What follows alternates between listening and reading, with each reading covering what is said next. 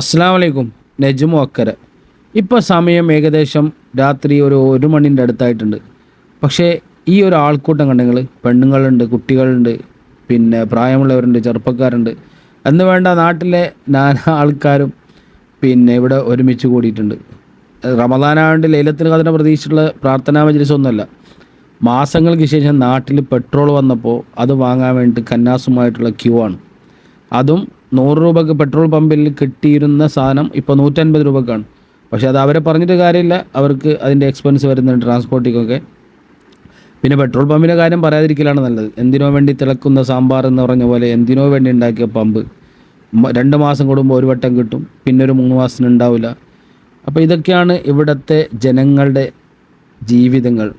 കാരണം പെട്രോൾ എന്നുള്ളത് നിത്യോപയോഗ സാധനമാണ്. അതില്ലാതെ നമുക്ക് ഇപ്പോൾ ഇന്നത്തെ കാലത്തൊന്നും ജീവിക്കാൻ പറ്റില്ല. പക്ഷേ ഇവിടുത്തെ ആളുകളുടെ ബുദ്ധിമുട്ടുകൾ പലപ്പോഴും പുറം ലോകം അറിയാറില്ല.